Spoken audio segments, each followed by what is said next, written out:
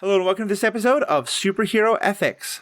A few days ago, my friend Rob McKenzie, who's been a frequent guest on this show, suggested I watch the TV show Severance, and that I might have a few things to say about it and might be worth recording on it. My partner and I sat down at about 4 o'clock in the afternoon and thought, let's watch an episode. Then we'll go back to the video game we're playing, because we've been playing The Last of Us Part 2, getting ready for that next TV show. Well, 9 hours, we finished the series. And I texted Rob and went, we are definitely recording on this because it is a show that brings up so much. So whether you've seen this show, whether you haven't seen the show, we're not going to do really a review. We're really just going to dive into it. It is a science fiction show that raises questions in the best tradition of science fiction, and we're going to dive into them, and I hope you're going to join us. Thank you so much, and we will talk to you right after this commercial break. That's probably from the Lumen Corporation.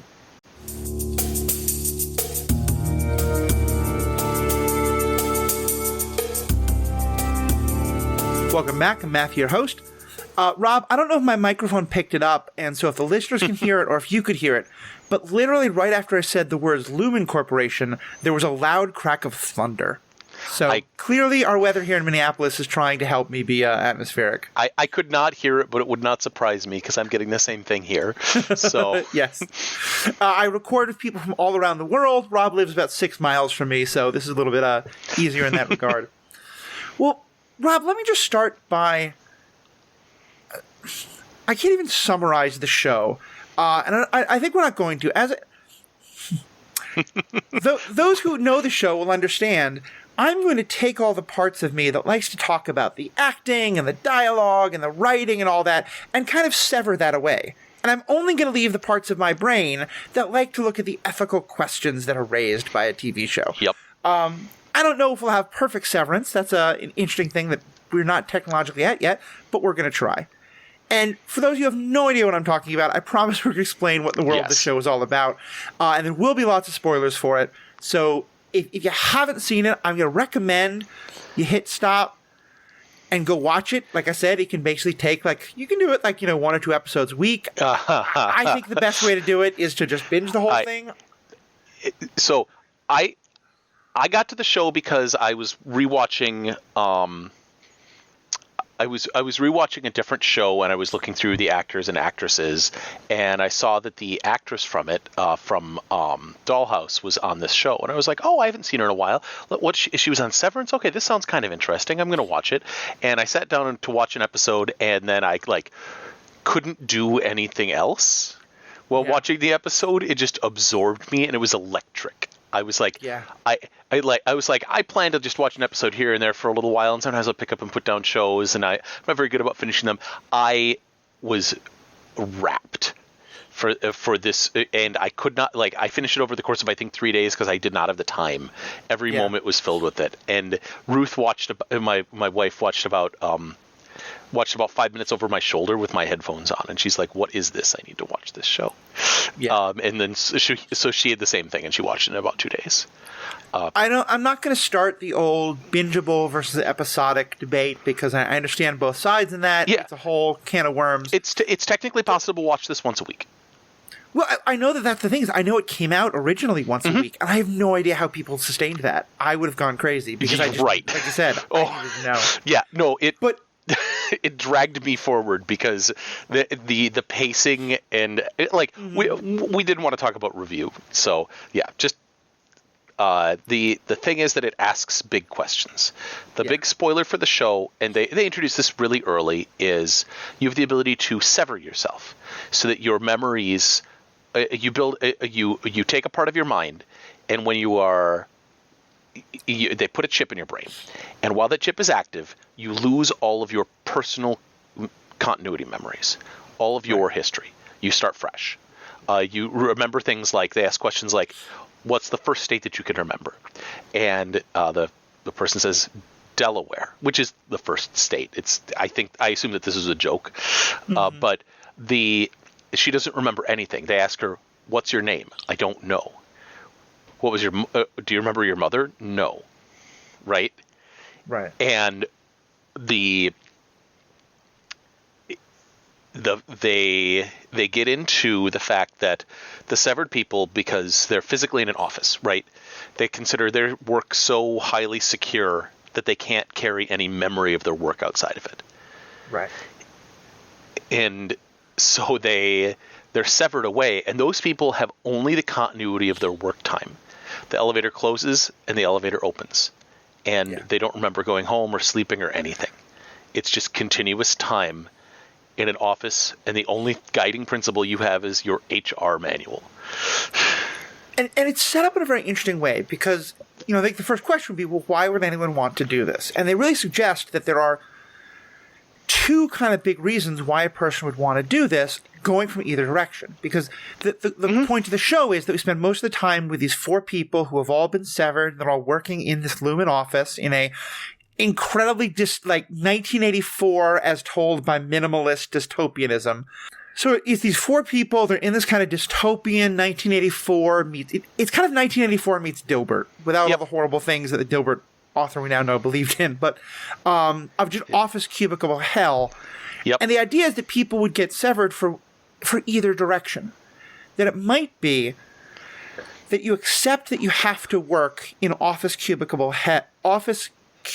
hell, and you just don't want to have to do that. And it apparently started in part with a quote that was made, I think by one of the writers, or the writer found this, but where they're talking about someone who had been working in an office like that, and they said, sometimes I wish I could just disassociate for 8 hours and not have to remember those 8 hours I just do office drudgery. Yeah. So that's one reason why someone might want to do it. The other reason might be that you've had some horrible thing in your life outside of work that you just want to have some period in your life where you're not thinking about it. And one of our main characters is someone who, over the course of the show, we find out his wife died in a tragic accident. It was a driving thing. He feels partially responsible. And so during those 8 hours of work, he doesn't know that happened, and he gets that freedom from it. Well, but he doesn't, though. That's the thing that gets me, is that logically it makes it worse. Yeah. Because the other half of this is if you are the outside, they call them the innies, the people who live inside the building, and the outies, the people who live outside, within the same head, the same body. As an outie, you get in the elevator to go down, and it closes and it opens, and your whole 8-hour day has gone by. You don't have any memories. And the thing that allows you to get separation from pain from your history is your memories. You build up a continuity of experience that rubs the edges off of it. So it means you're 50% of your awake time is lost to work. Yeah. And so it makes the recovery take longer. And it's also that each time you have to remember it all over again. I mean, I think one of the core ideas of the show is that there's all these promises that are made about how good this can be, but that once we see the people who have actually done it, it's actually quite horrific. Yeah. But then, of course, none of them remember how horrific it is. And so one of the running storylines is that a couple of them are trying to find ways to let the people outside know. And there's a lot of sort of stuff that happens around that. Yeah. And then we also find out more about how awful the corporation itself is. And I think as a way of kind of structuring this conversation, I want to first kind of talk about this idea in the abstract and then talk about how it goes in the actual way it's presented. Does that work for you? Is there any other kind of part of the setup? Yeah, that works great. So first, before we go into how it actually happens in the show, from a science fiction perspective, I feel like this is exactly the kind of thing science fiction loves to explore. Yep. What if we had a technology that could do something weird that would it help? What do you think of a technology that would say, when you get to work, those 8 hours, it's going to be someone else doing the work, and then you go and you're back. And basically all humans have a 16-hour day where you don't have to think about what you did to make the rest of the other 16 hours of the day possible. And it's a logical conclusion of NDAs, right? It is what big companies, a lot of them, would optimally love is your work time belongs entirely to them. Yeah. And that is what they philosophically say a lot of the time anyways, right? Anything produced on work time and work hours is theirs. Yeah. And that is their time. And so it's somebody taking the logical next step on that, right? The logical argument is, if that's their time, well, that's their time. You don't even remember that time, right? Yeah. And somebody saying, well, what if there's a technology that let a company do this? They do it like in a heartbeat, right? The Googles and the Facebooks and the NSA, right? They would be all over this. The Lockheed Martins of the world would love nothing more than not let you know about their rocket designs when you're at home. And on some level, I get that. Like, I think part of what makes this so powerful and also kind of so scary is that so much of, there's a kernel of, I understand why that would be wanted. Yeah. And this is just a very limited example, but both you and I have in different ways are involved in the Magic the Gathering community. Mm-hmm. And we spend our time with lots of people who have lots of thoughts about what's happening with Magic. Yep. Both you and I, because of different professional relationships, have at times had more information than most of the people we were talking to and not been allowed to share that information. Yes. Or not been allowed to comment on. For example, for me, and I'm fine with this, but part of the thing I signed is that for a certain amount of time after I left, I wouldn't be openly critical of the company. A standard non-disparagement clause, right? Yeah. And so when all this stuff happened around Dungeons and Dragons that Wizards was trying to do, I had a lot of thoughts on that I wanted to jump into as a content creator. Yep. But that, I had knowledge that I couldn't share and shouldn't share, but also just I'd signed this thing. And so, there's a part of me that think it would be great to cut all that off. But of course, there's all kinds of problems. Yeah. The high-level problem that they talk about in the show a lot is that continuity of experience, that it starts at the time that you wake up after you're severing, right? Right. And so, are they a person? They're like an amnesiac, right? A classic, film trope amnesiac that doesn't remember their previous life. And so they have nothing, right? They don't remember their name. They're told a name that, and that name happens to match up to their Audi name, but it doesn't have to. Right. They can be anything. They're refreshed. And even there, they're given the first name plus last initial. Yeah, first name plus last initial, and it's demonstrated it's not accurate for one of the characters, right? Yes. And so that they got an abbreviated version of the name, right? Yeah. And it's actually possible that they all have that, like Mark, the protagonist, he could be Marcus, and go by Mark, and so I joke about at my work that I have a work persona, right? My name in Active Directory at work is Robert. And so I know when somebody calls me Robert that they are somebody that knows me through work. Because that's what my close work people, the ones that I work with absolutely every day right next to me, call me Rob. But the people that I talk to all over throughout the company call me Robert. And that's what this is. This is the ultimate work persona, right? When they shed this skin of their outside world and go inside the machine. And they talk about how that person has continuity of experience, right? Mm-hmm. For the time that they're working, and they are only alive when they're at work. Yeah. And there's even, again, I try to make that separation. It can be so hard to talk about, but I think that it helps to illustrate these things. In one situation that we'll get into in a bit, one of the characters wants to quit and wants to stop being severed. And one of the points that's made against it is, are you murdering your innie? Yeah. Because, then this other person with all these experience will cease to exist. Yeah. And it's kind of a Tuvok situation for anyone who remembers Star Trek Voyager, of this new life that's been created. But is it? And I think in many ways what drew me most to it is how much what they're doing is, it's really kind of a great commentary on the sort of, again, the anonymization of work in this country, because part of the point of it is, it's that instead of saying, how do we make work better? It's, how do we just so thoroughly accept that work is going to be so meaningless and pointless and terrible that will allow you to just forget it? Yeah. It seems like it's and some of the things that are so brilliant about it is that they do the, the joke that's in a lot of, especially labor organizing circles, is when the company knows that, instead of offering you a raise or worker safety, they'll offer you a pizza party. Yep. And here in this, they have those things. It's like you get, a melon party, a waffle party, an egg party, which turns out a waffle party is about a lot more than waffles. Oh man, that waffle party is a weird thing. I was not expecting it. Like, I was expecting more of the melon party, right? Yeah. And then it's like a cultic sex dance. So I actually read an analysis that we'll get to that in a second. Yeah. But just here's a way of framing it that I wanted to throw out at you.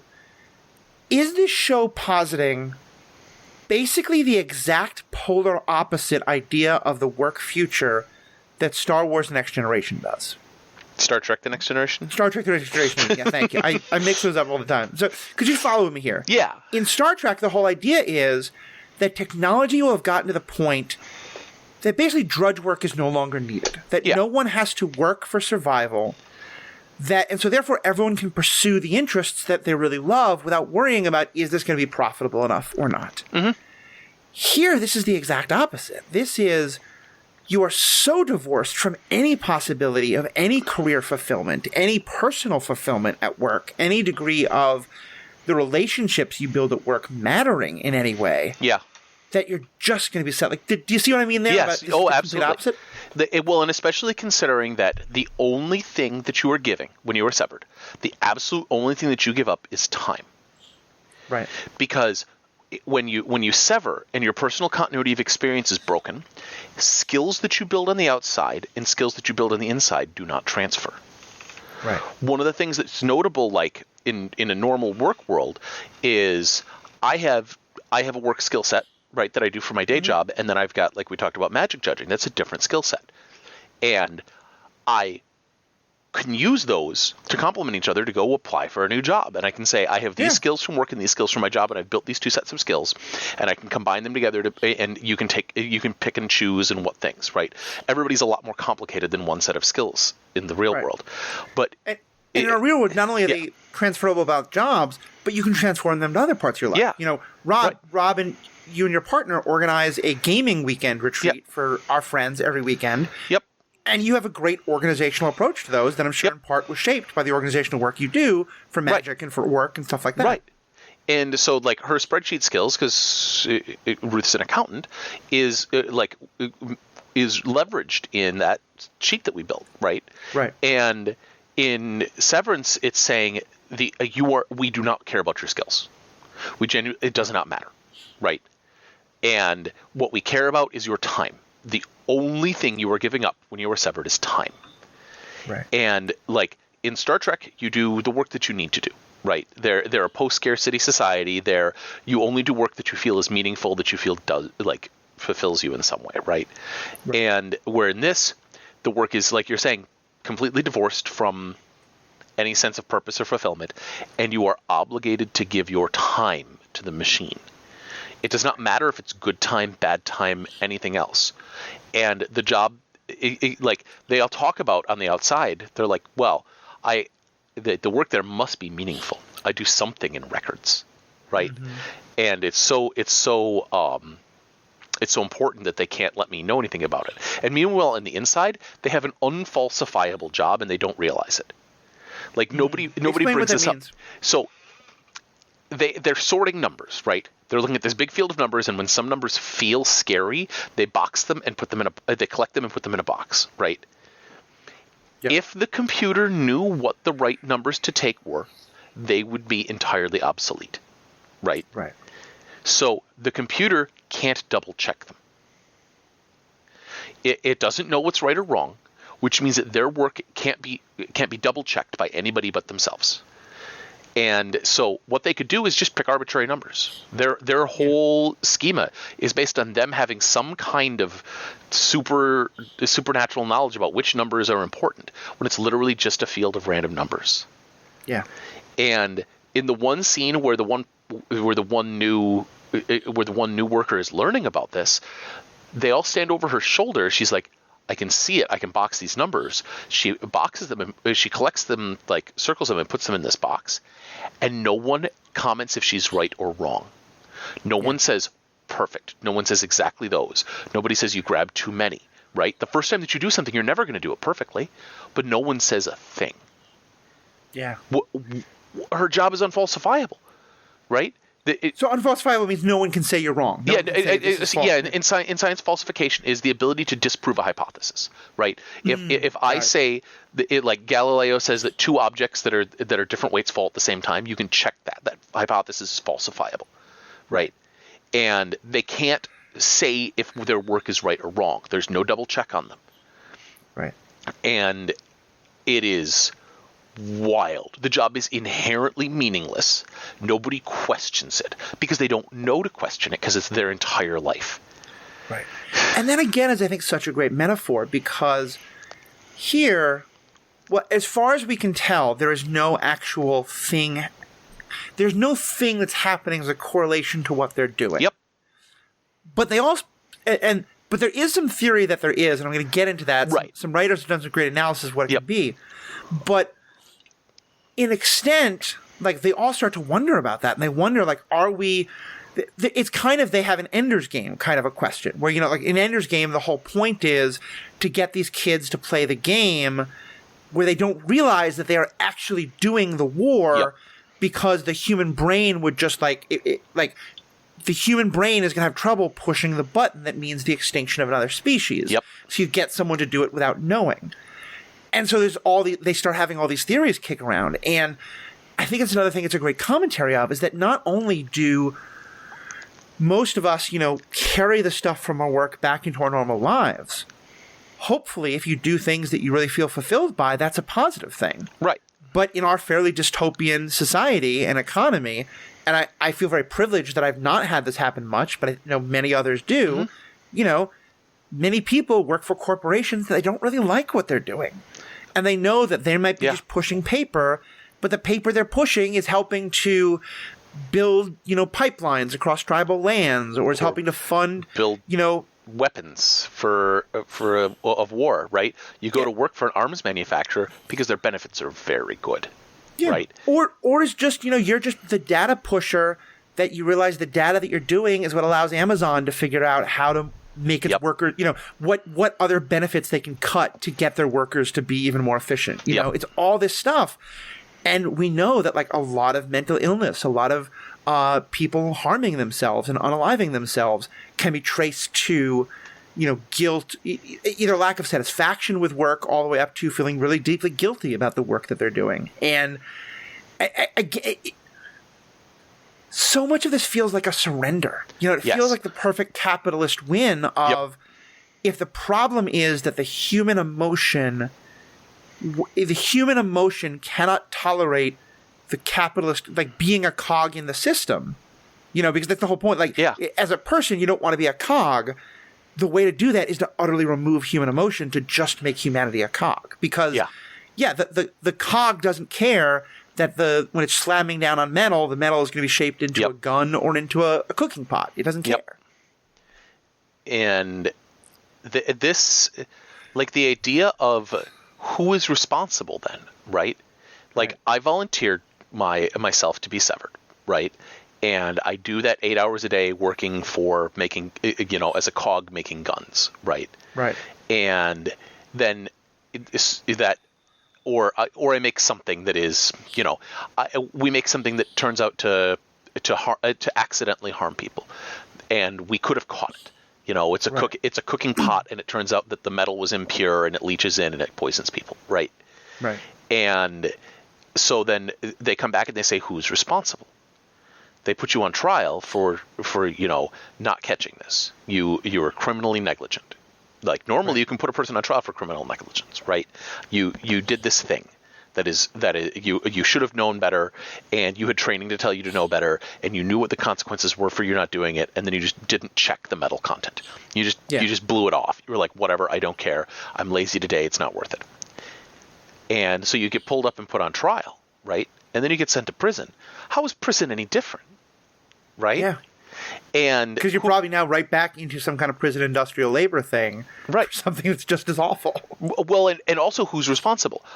I volunteered. I'm the outie, right? I volunteered to be severed. My innie, am I responsible for their actions, right? Right. They blew off the safety checks.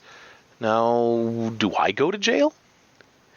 Especially because one of the, I think, most interesting moments, and this comes at the very end. Yeah. And again, here, this is big spoilers. Yeah, that you realize that one of the major characters, Henny, actually is, like, her Audi is horrid. Her Audi is one of the people she's the daughter of the founder of this whole thing. Yep.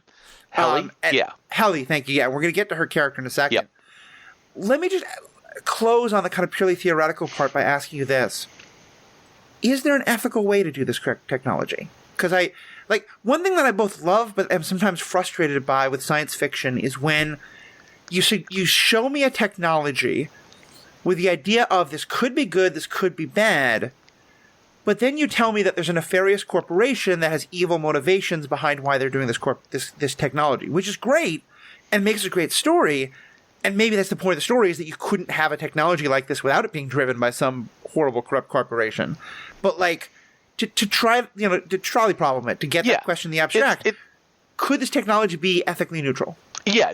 So you could easily come up with a story where they sever themselves because they work with something that they don't want to leak out, right? Right. Let's say that you are concerned about things man is not meant to know.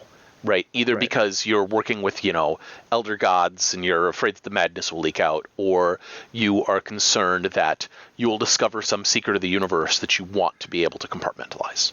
Right. I mean, I'll give you a perfect example. Yeah. The people who have to, the people at like Facebook and Twitter and things like that, who spend all day looking at the horrible, horrible posts that get reported. Sure. Yeah. Moderators, and so the people who look at the people who submit torture porn and whatever, right? And into Facebook, those moderators might want to never remember that. The ethical question there is a different one, which is you've created a new being, right? They talk about this in the show, that person is a separate, distinct, because they're a separate set of experience, they're a separate personality, they're a separate person. From the way that everybody treats them. Well, you've created them and then subject them to this constantly. Right. And that's a good, you're looking at horrible images that destroy your mind 8 hours a day. You've created a separate part of yourself to manage that, but then you've created that other person and subjected it to them without their volunteering. Right. And you've done it in such a way that you not only will you never have to know how horrible the images were, but you'll never have to know how much that person's in pain. Right.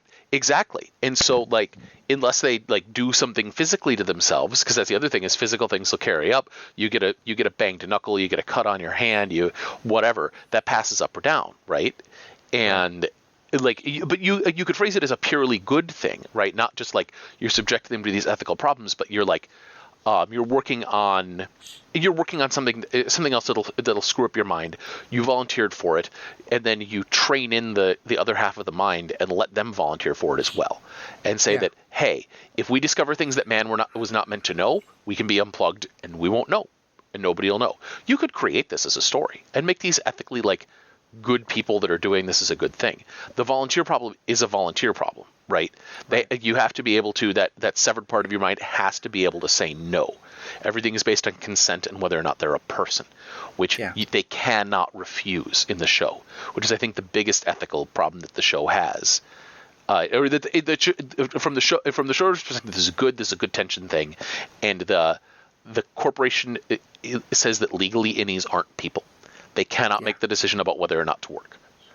And here I think we can start getting into the show itself and the characters, because I think, to me, that they're all phenomenal. Yeah. But the one I find the most sort of ethically interesting is Henny. Helly? Helly, thank you. And I think she's the one I think you're talking about, her nickname. I want to say her full name is Helvetica. It's not that. It's like... It is Helen something.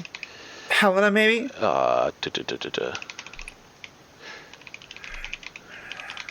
It is Helena.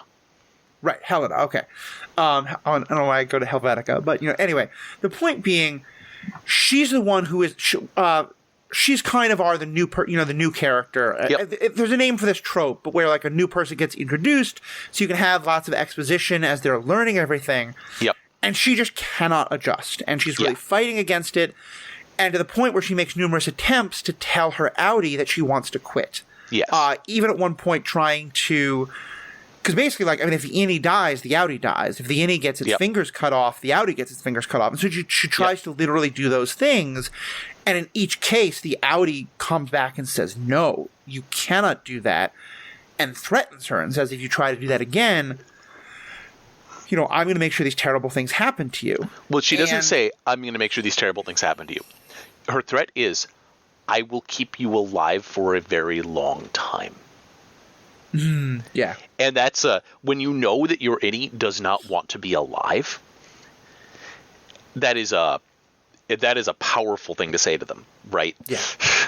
Especially because what we see in The Office is that, again, because the innies aren't technically alive and therefore they have no rights, I mean, they are literally it is psychological, not physical torture. Because, again, the outies won't, like, I guess... Here's the thing where I'm kind of curious about, because everything I know about brain chemistry says this would be almost impossible. Yeah. But basically, you're triggering a situation where the innie will have severe PTSD, but the outie won't. Which is...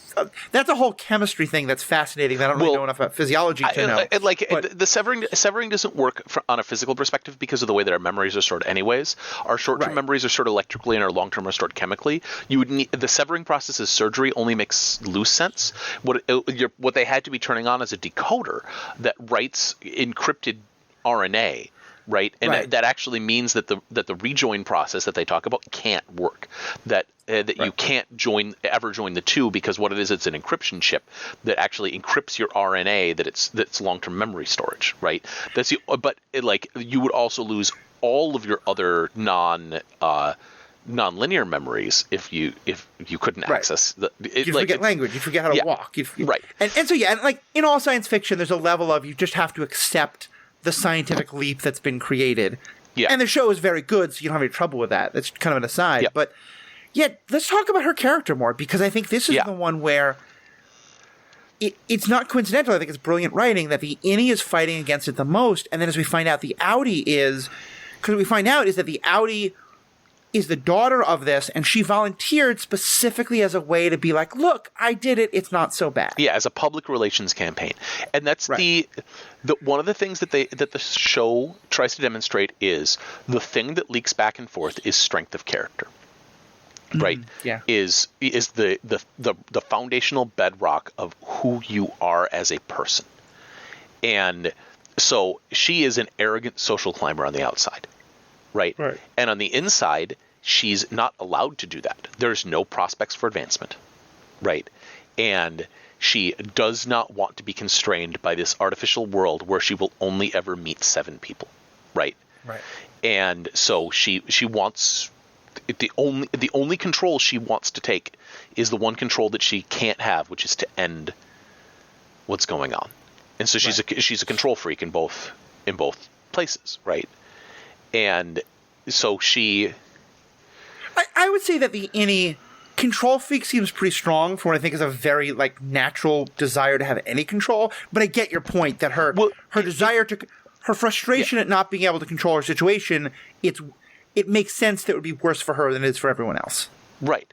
And she doesn't have a Gandhi-esque work stoppage kind of like brain. She thinks that the only way to have control of a situation is to actively engage with it and control it.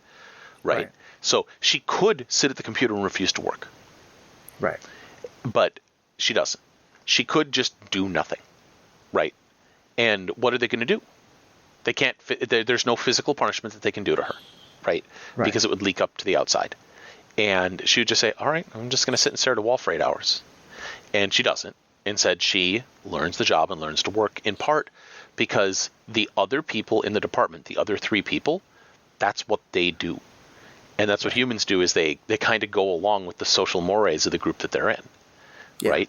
Nobody, like, they all have to get together in order to be revolutionary.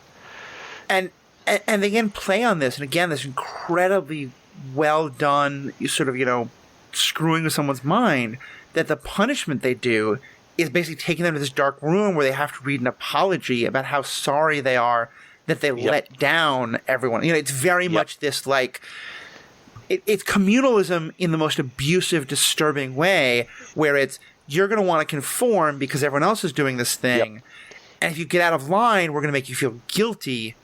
Yeah. Well, it's religious. Like a lot of it has strong religious overtones. You were going to say the rosary until you believe it. Right. Is how that felt Very to much me. so. Right. Yeah. And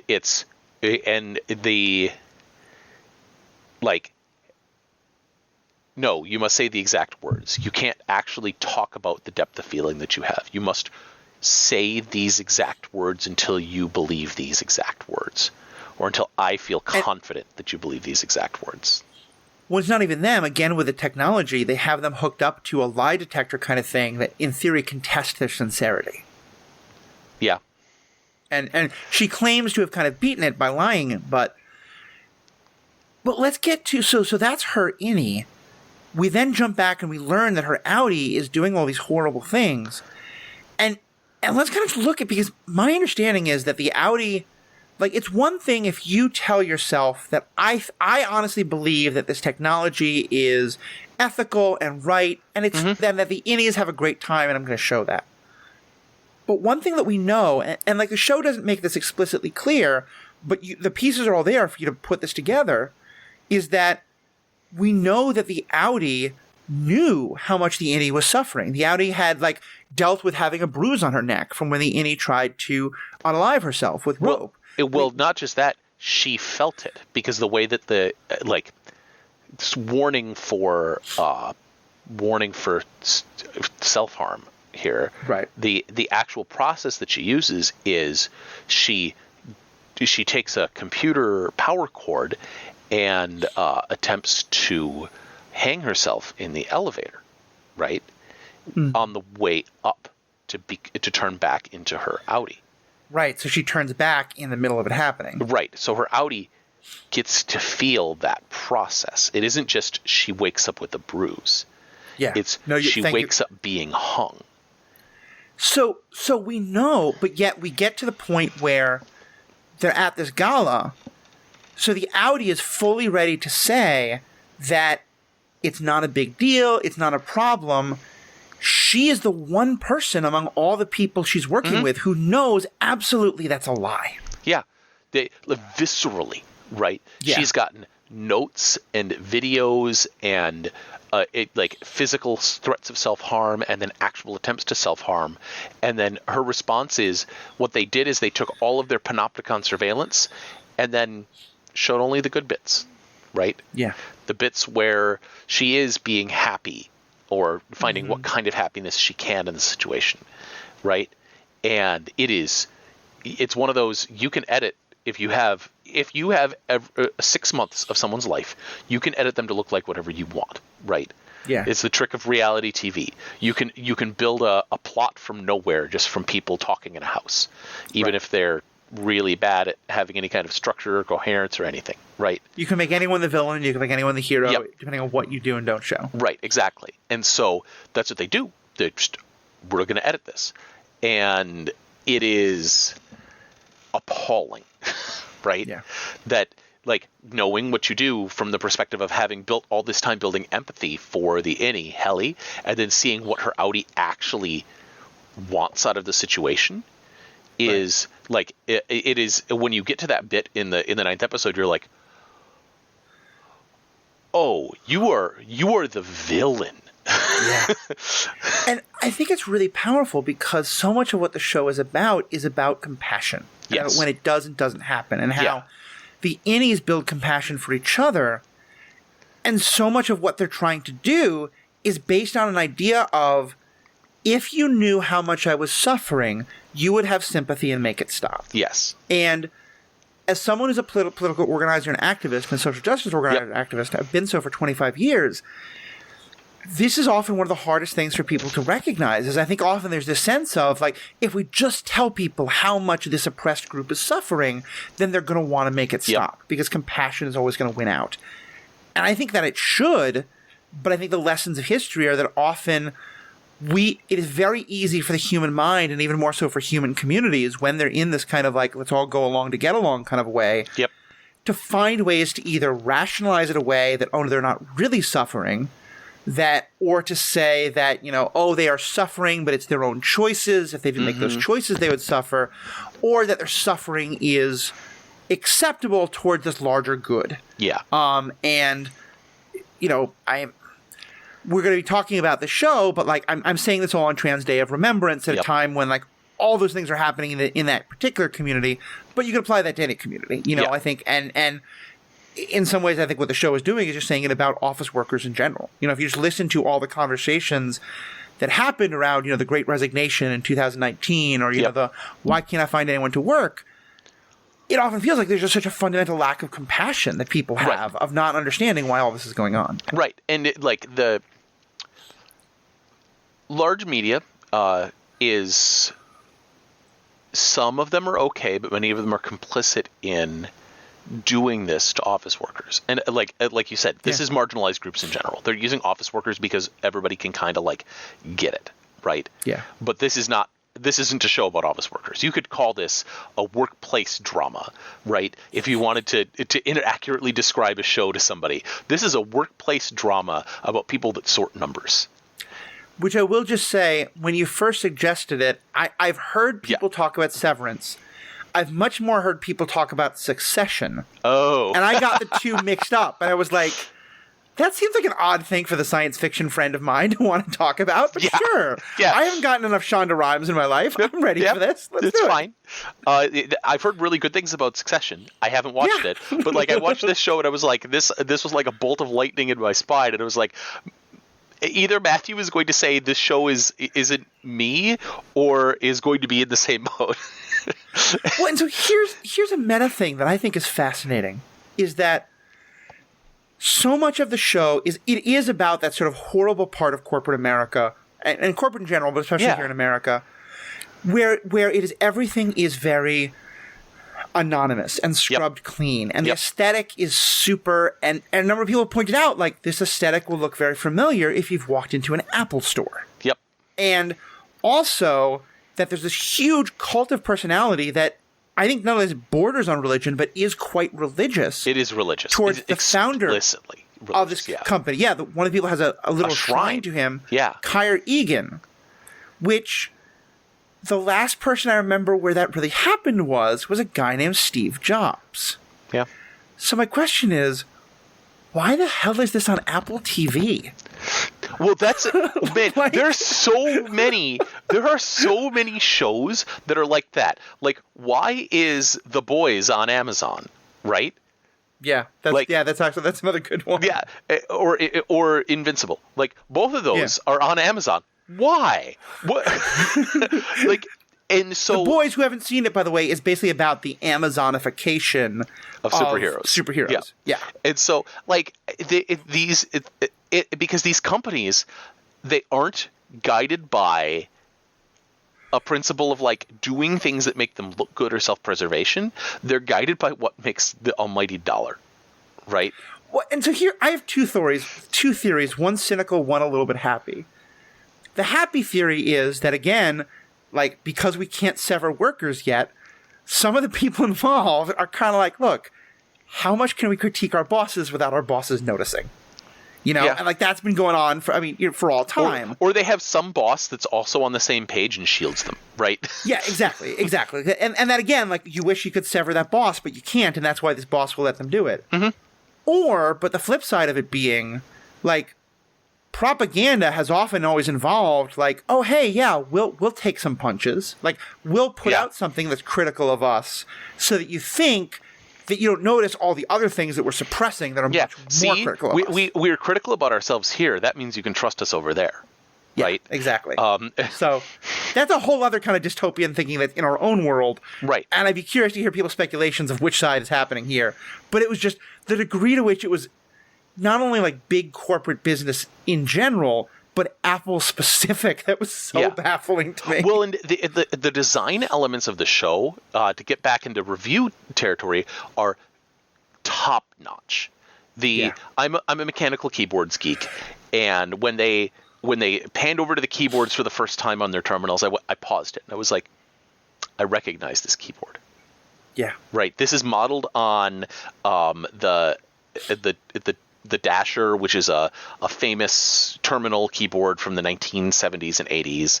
And I was like, I wonder, did they use off-the-shelf keycaps? Because you can buy keycaps nowadays that match it. Yeah. And I went and looked, and as it turns out, so the funniest part of the first episode was when I get to the end of the episode and it says directed by Ben Stiller, and all the tension from this tight episode, I just laughed and laughed and laughed. I was like, Ben Stiller directed this. Well, it turns out he knows how to run a show. And then people tweeted at Ben Stiller. They're like, hey, these keycaps don't match the commercial ones that are made that are from the Dasher. And he goes, oh, we made our own custom keycaps and you cannot buy them. Yeah. And so they understand these details, right? And so much, and they say at one point that the technology is this way to sort of comfort people. Mm-hmm. But yeah, it's like cathode ray monitors. They're not flat screen. Yep. The technology is not really Windows. It's like a mouse over just text on a screen. No one has cell phones or kind of devices like that. It's all very old school. Yep. And let's talk more about the founder. And again, here I'm not. Yeah, because it's not just review, but I think this is important again because going to what's the show saying about religions and cults. You talked about how it on the surface it does not really seem to make sense until you really do some deep digging as to what they're doing with the data. Yeah. It's still not explained, and you may have picked up on this, but let me just share it with the readers, with the listeners, because I didn't pick up on this until I read this incredible article. It's called 20 Burning Severance Questions We Have After That Finale. It's by Nicole Gallucci, I think. It's on Mashable.com, and I'll share it. It looks very much like it's just a clickbait like a little thing. listicle, right? Yeah. But it draws some great connections that I hadn't realized. I'm just going to read from it. So first of all, one of the things that we find, I'm going to read some parts, but I'm also going to paraphrase here.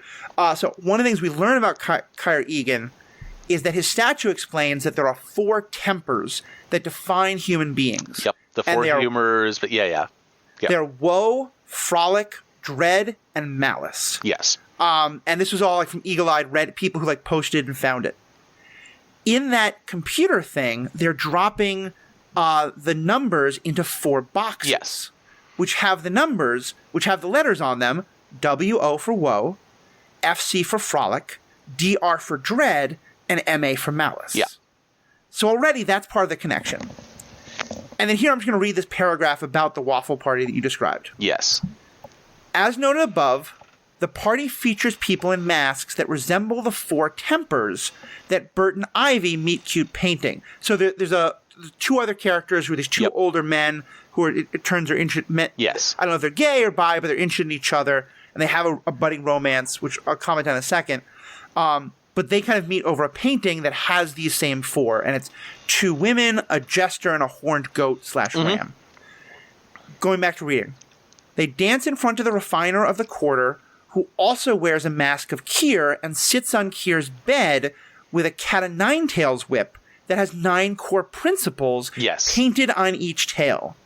Vision, verve, wit, cheer, humility, benevolence, nimbleness, probity, and wiles. And to me, that's when a show truly becomes incredible. When it seems like a lot of the show is incredibly absurdist. But instead of everything that seems absurdist has a point. Yes. And when I put all that together from reading it, and other people may put it together from watching it or from their own research, I was just like, okay, so we're going so deep here on everything is pointing towards this religious ideology that this guy has that he's pulling everyone into. Yeah. And the Kier, they have hymns to him, right? Mm-hmm. And when they go up the manual that's on the wall, they have it in a little nook, right? And he pulls it off the wall, and it's printed on the same paper that you get from a Bible, right? That super thin, and so they're working hard to make it clear that they have constructed a religion inside of this building, and the priests do not believe, and that's clear because so there's the managers are not severed, right? Mm-hmm. And they know the outside and they know the inside, but the question is, Milchick, what is he? Right. Milchick, for those who don't know, he's the kind of supervisor of them. Mm-hmm. But really, as you point out, he never looks at their work. He's just looking at how well they're interacting with each other. Right. He rewards them. He gives them the waffle parties, the jazz dance party. Right. He never reviews their work. He is a manager in what a corporate setting would be the optimal manager, a manager who knows nothing about what you do and reviews you as a person and keeps you happy and healthy and safe, right? I'm not even sure what his title is, right? Yeah. Because he's not chief of security. Somebody else is chief of security. Their actual direct manager is Corbell, right? Right. Milchick is just the hand of Egan, right? Yeah. And I don't know if you caught this. He's got a tattoo on the back of his hand that shows up under blacklight. Oh, I didn't see that. Oh, when he's bandaging when he's bandaging Helly's arm, right? When it's covered with blood, he has blacklight to see whether or not there's blood around, right? Oh, and a tattoo pops up. And a glowing tattoo under blacklight is on the back of his hand. This is one of those shows that I'm sure is going to get so much better when you rewatch it a third, fourth, and fifth time. Yeah, I did a rewatch, and Ruth and I caught that. We're like, what? Is he a construct? Because he's perfect, right? Not a hair out of place ever. And he's always smiling, except when he is called on to be angry, right? And we do know that there's another character who, for most of the show, we only know as Gemma. Yep. She also looks perfect. She's the kind of like the HR hired therapist. Yes. Who's very she's there to help you, but she's also there to report on you. It's kind of freaky. Yep. And we find out that she, as she understands it, she has also been severed, but that she only exists in this state. And she describes herself that she's been alive for less than 50 hours. She says at the end 107 hours, and 8 of them were on a single day where she was called to directly oversee them. Right. And that was the longest time she was awake. Yep. And so this guy might be another person like her. Of course, at the very end, we also find out that, as far as we can tell, she looks exactly like Mark's wife. Yes. Who we were told was killed. Right. Who, by the way, it's dropped that she went to a Lumen-owned hospital. Yes. So all these things tie together. Yeah. But just on the religion point, there is one person who we know does believe, which is Koble, who's to the innies, this is the person who's in charge of everything. Yes. But we also know that as an outie, they live next to Mark, as an outie, who Mark, of course, doesn't realize this. Yep. And she literally has a shrine to him. And so I think we're clearly supposed to think that to some extent this religion exists outside. And again, we're getting here more into theory, but we can talk about the religion side of it. I think what we're supposed to think is that the daughter, at least, Helly, that her outie very much believes in this as well, because that's the because you have to sort of wonder what's the reason for this. It can't just be for money, but that if there's some sort of religious overtone to why they're willing to let these innies suffer. Right. And we don't know what the ultimate goal of what they do there is. There's different departments that do different things, but they're all deliberately mysterious, right? Right. And running at counter principles. And they prepare things for big gatherings up top. And they make art and they place art around the halls for the enrichment of the severed. Mm-hmm. There's someone who's raising baby goats, and that's never explained, right? Yeah. Which I will say, by the way, and I don't know if this is just a little thing that slipped by the writing, or if it's going to be even more resolved. What we learn from that is that there are several people doing work that, at least as far as we know, does seem falsifiable. If you're supposed to be keeping care of baby goats and the baby goats die, you didn't do your job well. Some jobs that they have there are not bullshit jobs. Raising goats is a job where you can see the direct consequences of your actions. Right. Sorry, I don't know how much I'm allowed to swear, but I will just beep you out. It's fine. There's some types of jobs that are that are bull. Nonsense jobs, right? Yeah. They're nonsense jobs. They do, in the real world they exist, right? There's all sorts of people that do paper pushy jobs that they're jobs that exist for purposes that aren't about productivity, that aren't about producing a tangible thing at the end, or even a good social thing at the end, right? Right. And or where you're so far separated from the actual thing that you are not able to see any value. And it might be that if you take the highest look, you'll see a tiny sliver of value in a bureaucratic nonsense. But as the person doing the work, you have no tangible sense of what's the value on doing. Right. And so it'll be somebody like there'll be somebody at a corporate level that wants a particular report to exist. And so they assign this task out to a team, and the manager of that team assigns that to a person. And that's that person's whole job, is compiling this report. It takes so much time. They have to pull in all sorts of data. They have to do all this stuff from all these different sources, and they produce this report and they send it off, and they never see what the consequence is. So they have no feedback on whether or not they did well or poorly. Just this report existed. The corporate person gets it, and they reviewed it for a little while, and then that C-level person rotates out for a new C-level, right? They move, they get up and outed, or they move to a different company. Somebody else comes into the position, and the report continues to be produced, right? A C-level person asked for this and put no end date on it. And the new C-level person never looks at the report. They don't know what it's for. They think it's for some department underneath them, right? It's obviously an important report. Somebody's spending time on it, but they never review it because they're too busy. They don't know what it's for. They don't need it. And so this report goes into the void. Somebody is spending 40 hours every week to produce nothing. Yeah. Because no one ever looks at this. And that is common in large companies, that you'll have things like this that are what would you say you do here, right? And so but then next to them in the same department, they have somebody who is literally just compiling the quarterly forecast reports, and they need those, right? Or who's doing accounts receivable, collecting money that's coming in from the people that owe the money. They're sitting next to each other. They have the same job title, and one of them is doing really productive, useful work for the company that has real end states, and they're doing something that looks like work but is not real work. It's nothing. Yeah. And so some of the jobs, and you can't tell from the inside which is which, right? This C-level reads their reports, this one doesn't. The two people next to each other do the same work.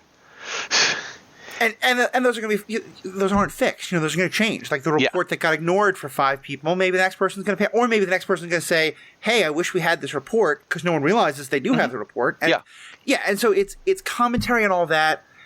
That, like you said, there's the question that gets asked about what do you do all day. It's another part of this that they comment on, and at first they do this in a way that seems like it's being sympathetic to the severed, because you see Mark at dinner parties, where people ask, well, what do you do all day? He's like, and he can't answer. Right. And that is something that I really feel, because I think that's I'm someone who's gone through unemployment at various points in my life. I was on disability for a while. I'm now in a position where I'm trying to build a number of consulting type things, so I'm not working for anybody else. At least now I can say, here's the tangible things I'm doing. Right. When I was unemployed, I couldn't. And it made me really aware of how much, what do I say? People have been taught that that's how we make small talk, is that we all are defined by our jobs in some way. Right, and it's how people judge your worth, right? Right.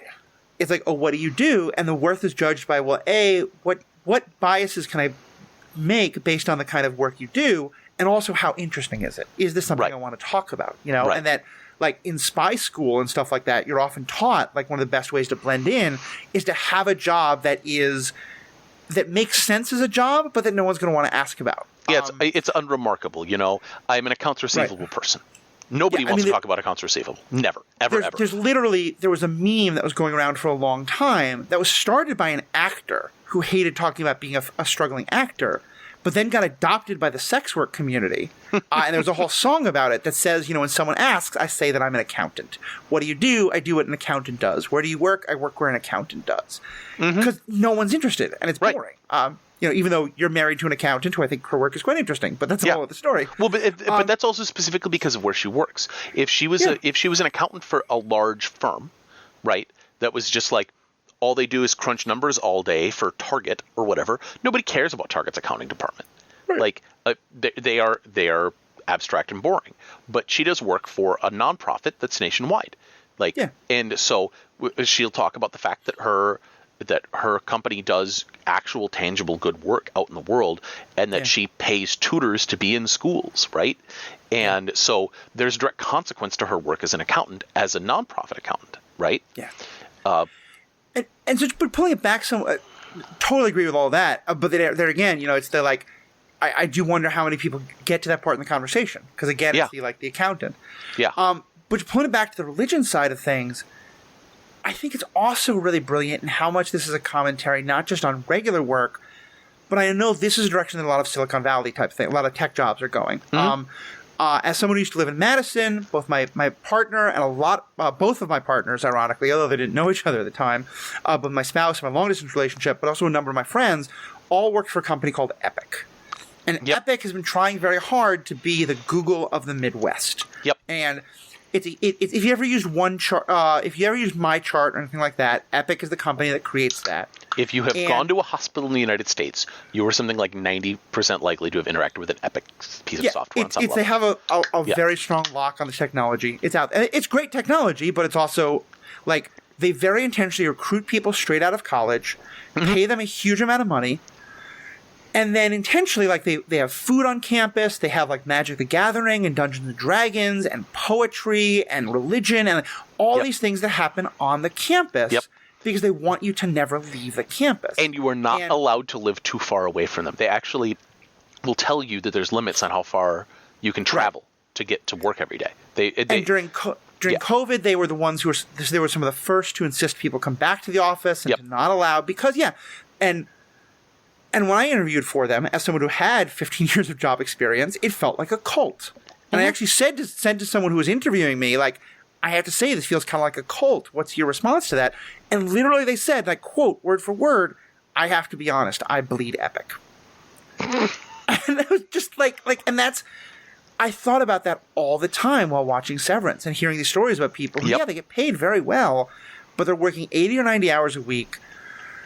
I mean, even as I say it, I think it's very hard to have sympathy for it. And I'm not trying to say that I think these people are often very privileged, but also that it's creating this idea of work that now we're saying, okay, well, if we can do this to people who are paying huge amounts of money, why can't we do that with everybody down the line, who's making far less money? And it's the pizza parties. It's the recognition. It's that everything – they want everything to be corporately managed and corporate so that you're never looking for outside validation. Yeah. There's a term that I remember from Neuromancer, which talks about this. So there's salarymen in Japan that are the same way, right? But those all-in-one cradle-to-grave companies are zaibatsus in Japan. Yeah. And that is what they want to be. They want to be cradle-to-grave.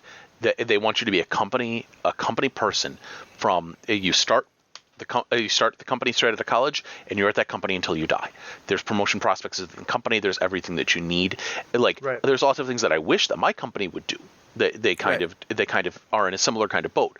The guy who works next to me that's trying to retire this year has worked at this company for 38 years now. Yeah. And he's a company dude, right? He believes in what the company does, and I like the company that I work for, but frankly, I'm not. Right? Yeah. Someone comes along and offers you a 30% raise for the same work. You're not going to be like, oh, I can't possibly leave my company. Right. Exactly. And so but Epic, I have another good friend that works there, and I've gone down there, and he made it a big point if he wanted to take us to tour the Epic campus, which, I mean, to be fair, it's very impressive. But they have a mess hall where you can get all sorts of varieties of different food. You don't have to leave during the course of the day. They don't want people going out for lunch, right? Yeah. They want you to be there and focused on what they're doing all the time. And they've removed all the distractions. Right. Because I knew someone who lived very close to there, I used to say, well, why aren't there a bunch of restaurants around here? They very intentionally work with the zoning board to not allow lots of, because they don't want people going off campus. And anyway, we're getting way too into the epicness of it. But it's the company severs people because they want total commitment to the job. Right. They want people, the only thing they know, the only thing they care about is the job. And the only people you meet over the course of the job are the people in your department, right? So they walk into a room with 15 people in it, right? Which you'd consider this to be like an adequate assembly line kind of situation, right? And somebody comments, this is more people than I've seen in my entire life. Yeah. Right? Because all they know, the only thing they have is the bonds of the people that they have there right around them.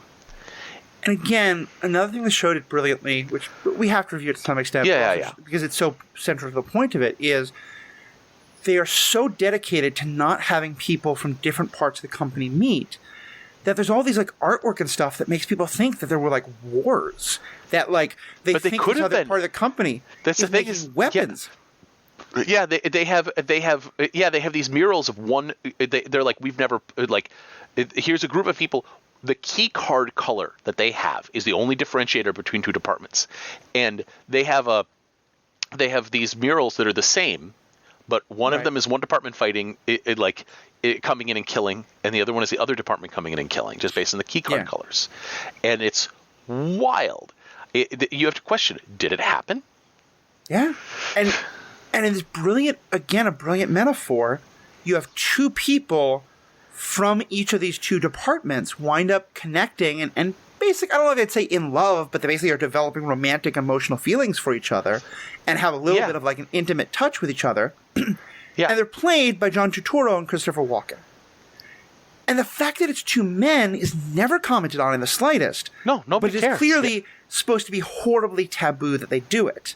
But it's not And- taboo because they're men. It's taboo because they're from different departments. Exactly. And I think it wanted to be a wonderful commentary of like, and the same with the key cards, it's like this is also arbitrary. You know, Yeah. the idea that like that it is someone's just deciding like these people should be with these people but not these people. And as a small aside, I just will also say there's a big push in the last like 20 years or so to really push for when characters are from particular groups, especially minority groups and oppressed groups, that it should be actors from those communities playing those people.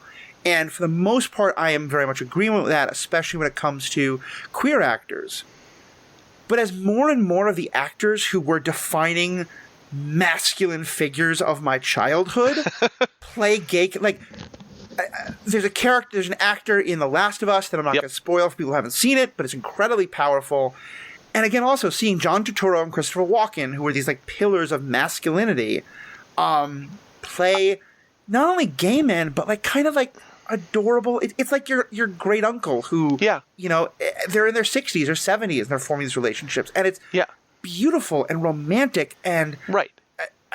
I love that those actors are willing to do that, and they play it brilliantly. But also, it's just one more beautiful piece of the metaphor of how incredibly arbitrary all these divisions are. Right. And I don't know if Christopher Walken's a pillar of masculinity. Like, Christopher Walken is a pillar of doing whatever he wants with no concern for anybody else.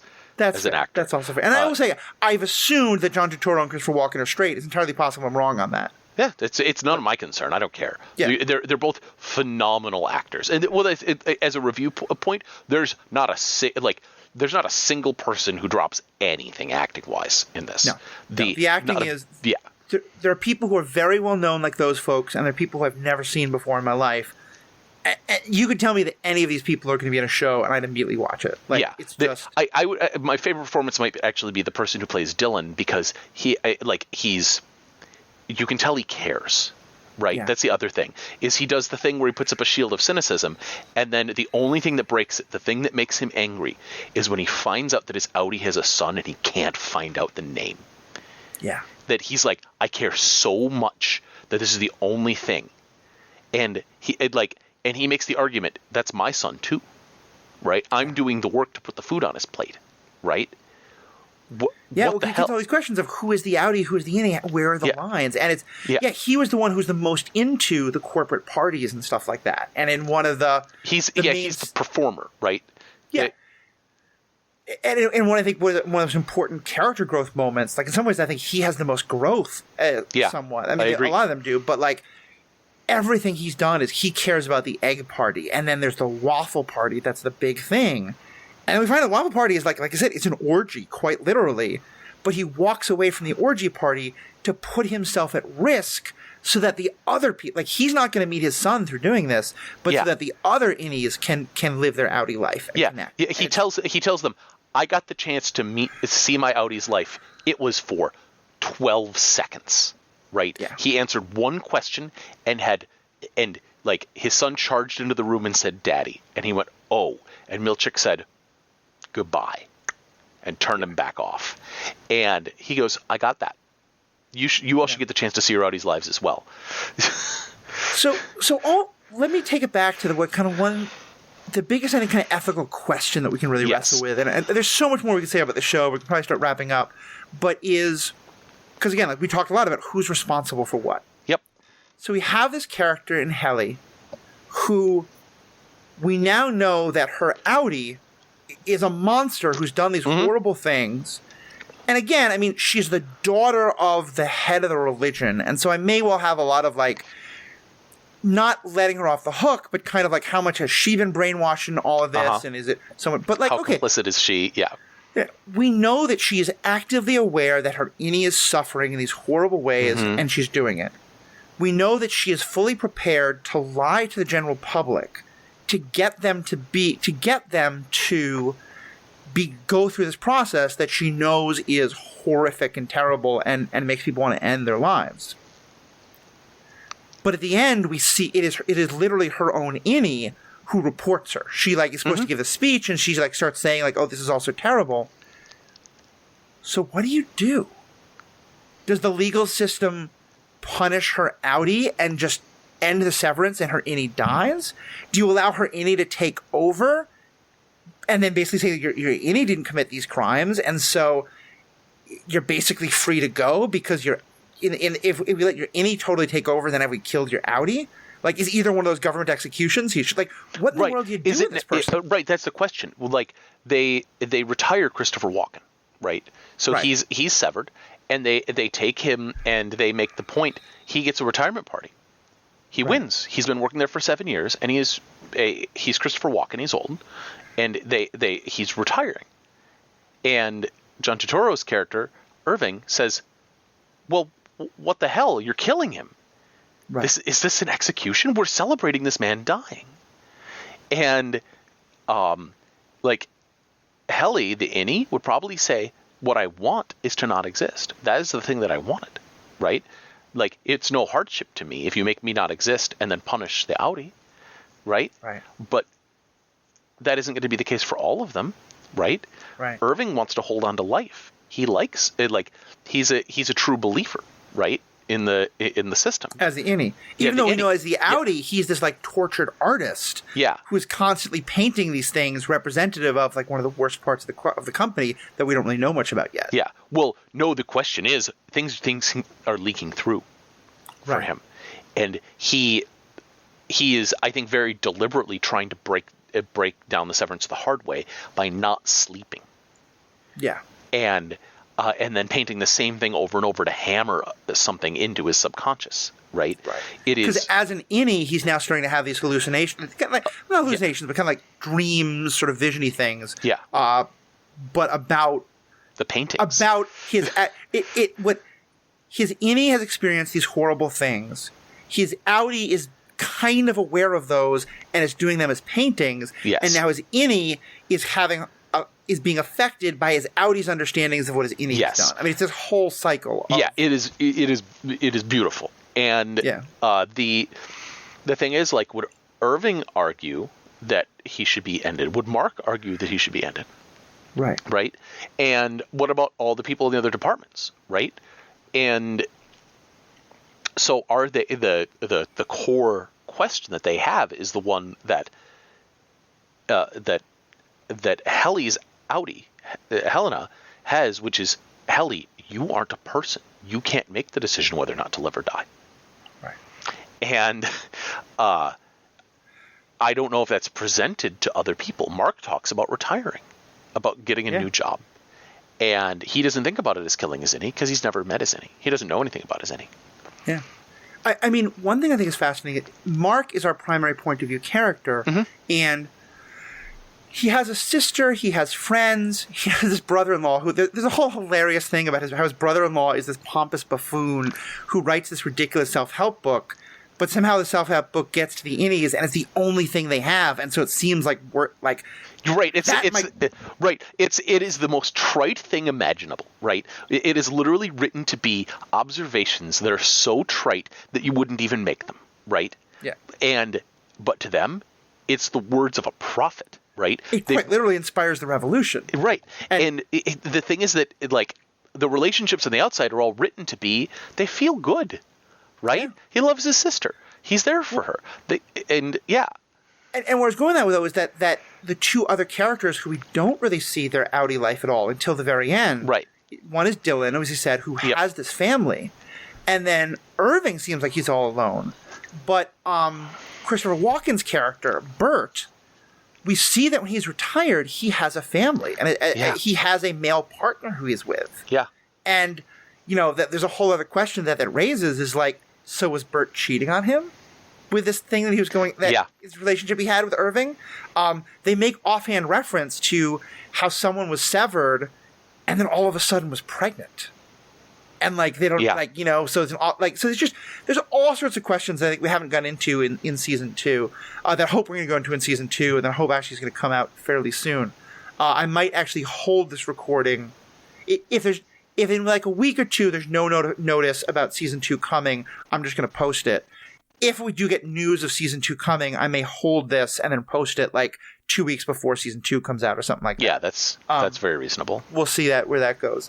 But yeah, there's just so much to go into here. We're not even getting any of the theories we can have about what all this stuff means. Yeah. But is there any other kind of last big questions or points you wanted to make before we start to wrap up? The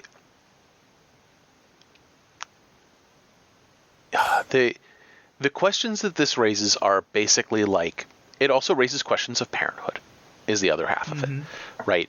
Because they mention that you brought this life into the world and you didn't ask permission. Well, that's literally what having a child is, right? Yeah. And so can you view your innie as your child as opposed to another you? And that's a different wild perspective about it, right? Because they're young, they have very little perspective. They have 2 years of constant time or whatever, and so they talk about reintegration. Well, they might. Would you want to merge with your parents, right? Yeah. And I mean, in the kind of young millennial Gen Z nihilism that makes so much great content. One of the memes that's going around a lot now is what the hell? 23 years ago, 2 people had a good night, and now I have got to pay taxes. What's this about? Right. And I remember when I was in a very depressed place, I was mad at my father. Yeah. For how broken the world is. Why would you inflict another life onto this world? Why would you make me have to deal with this world? Antinatalism. Right. Yeah. And I think I'm in a much better place with my depression, but I still hold some of those ideas, and we have kids, and there's no way to ask a kid if they want to consent. Right. The movie Soul notwithstanding. But yeah, it's there is so much that it brings up, and it's not necessarily. It says it's not necessarily unethical to bring a life into being, right? Right. I would argue that bringing a life into being has to be morally about neutral. Round up or round down, it's going to round down to about 0, right? And so bringing them into being without their permission isn't necessarily wrong.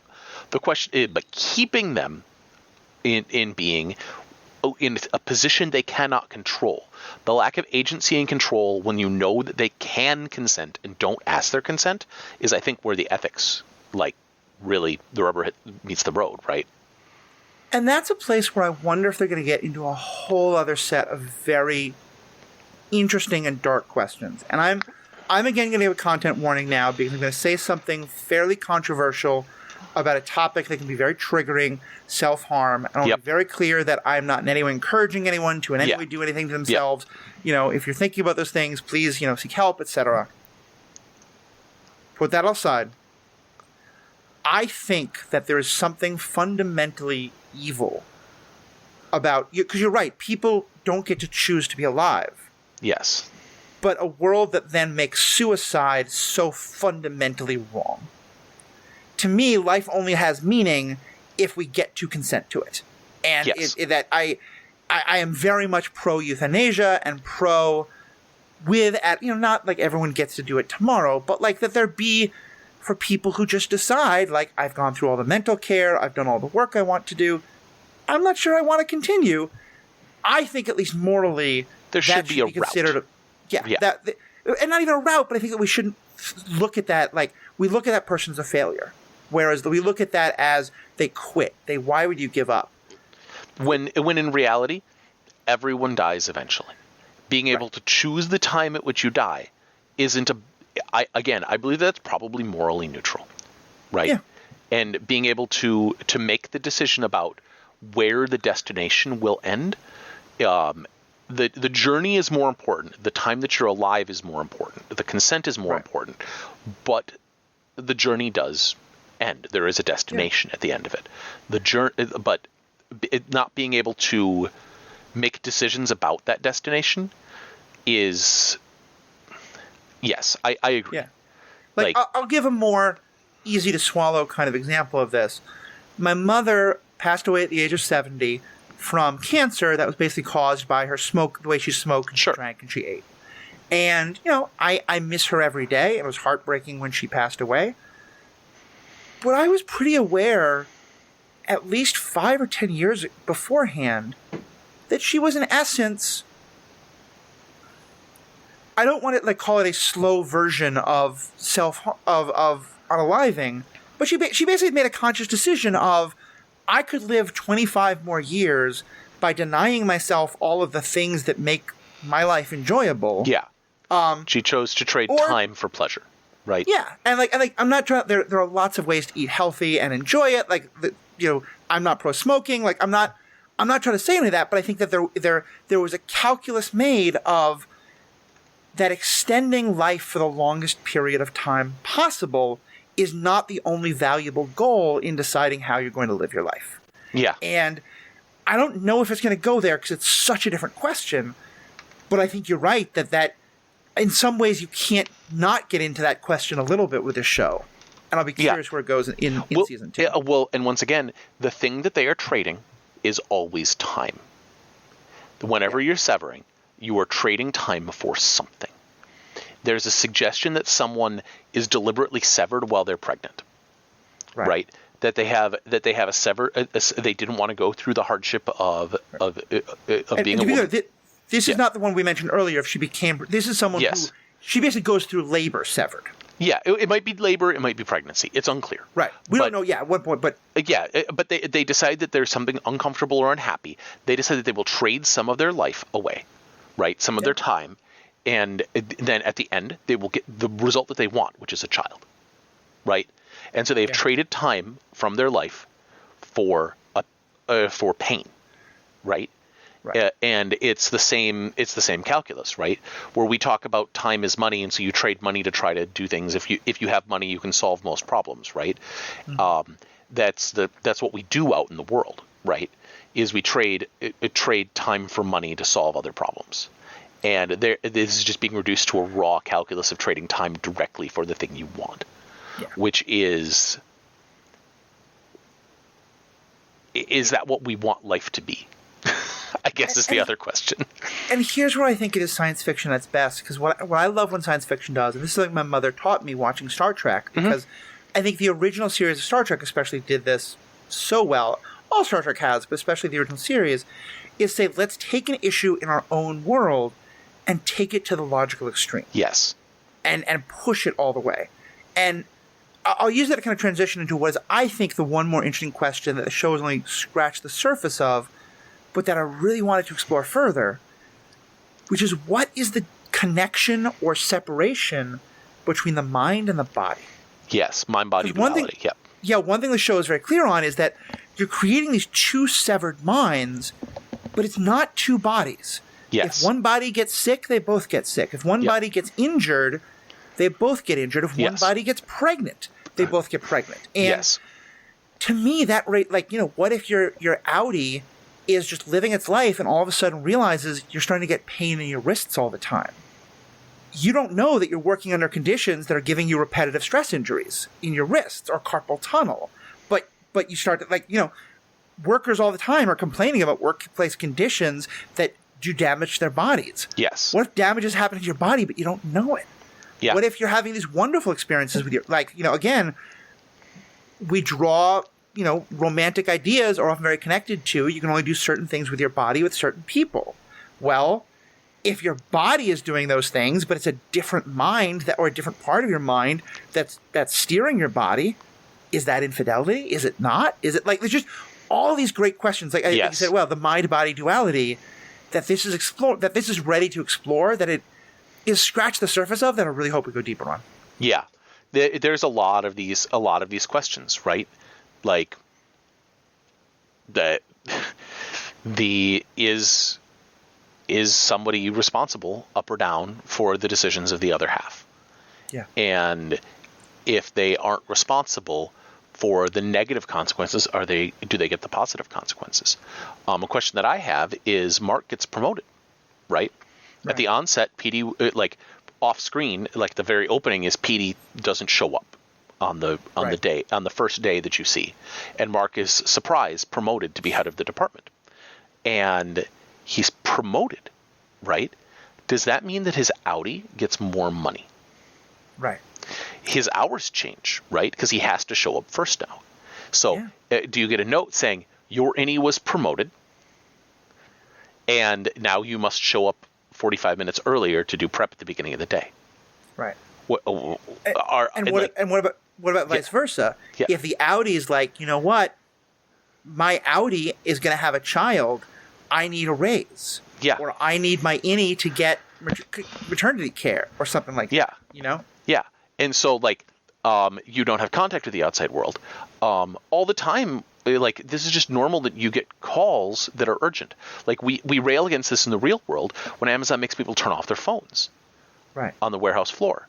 And so you're like, okay, if there's an emergency, say that, you know, your partner gets injured and you need to rush to their side, your child is sick and you need to go pick them up from school, right? These are things that happen out in the world. Well, when you're severed, you can't have that, right? Right. Like, what's going to happen? Is Milchick going to come into the room and he's going to say, "Hey, your innie needs you to leave work today early." Like, they're fine with sick days, right? Mark calls in sick one day, right? Right. And everybody's like, "Oh, he was sick, all right," and that's fine. But like, interrupted days is very normal. Right? Yeah. That's just the nature of life and work, right? Where you might have to leave early for whatever reason. You have a doctor's appointment, you have a haircut, there's all sorts of things. Yeah, your school play, your kids' school play, whatever. Yeah, exactly. Yeah, you need to cut off those things. You need to leave early. If your only option is day or not day, that's fine. But you can't always anticipate that you need to take the whole day at the start of the day. I am hoping. I don't want to get too far into this because there's just so much that, like, I didn't predict anything in the show, so I don't, you know, but I would love it if a lot of the next season is about the Audis. We get to see more of how the outside world works. Like, I want to see Bert's husband and how he feels about all this. You know, I want to see Dylan's kid. Like, what's that got to be like, you know? Anyway, incredible show, Rob. Thank you so much for recommending it. Yes, you're welcome. We're going to have Rob is a font of science fiction knowledge, and so in the bonus content section for Patreons, I'm going to ask Rob about other recommendations that delve into similar questions in the science fiction world. Definitely sign up to be a patron if you want to hear that. It's only a couple of bucks a month, and you get access to all sorts of great things. All that information will be on the website, will be in the show notes, as well as the website, theethicalpanda.com. That's also where you can find all the ways to find us, because we love we love feedback. We love discussions. This is one that's led to some great conversations. Would love to continue those with people. Let us know what you think. theethicalpanda.com. Find me on TikTok, Twitter, Facebook, all the places. But Rob is also, Rob is sort of a hermit in most parts of the internet, but then pops up in various ones. So Rob, for people who want to have more of not the Robert experience, but the Rob experience, where can people find that? I do a bunch of stuff right now with Good Luck High Five, which is a magic podcast and vidcast. We're actually doing, depending on how late you've delayed this, this may not be relevant anymore, but we just did a big Oathbreaker play that is gonna be up on YouTube. I recorded them for new magic sets. I just do a bunch of things with Megan and Maria. They're really great. As soon as the Geek Bracket gets kicked back off, I'm on an episode of the Geek Bracket because I pre-recorded one of those. So I'm going to be out there on those things. Awesome. Providing some content and being a talking head for folks. Awesome. Well, thank you so much, Rob. Really appreciate all you've got to say. Thank you for introducing this whole topic to me. And as I said, as a corollary, now we're watching Ted Lasso and loving it. And I'm going to record a number of things about Ted Lasso and positive masculinity, because the show is just, it lives up to the hype, which is amazing. But of course, you can find all the stuff about these podcasts on theethicalpanda.com. And most importantly, though, I hope you have a good day. We have spoken.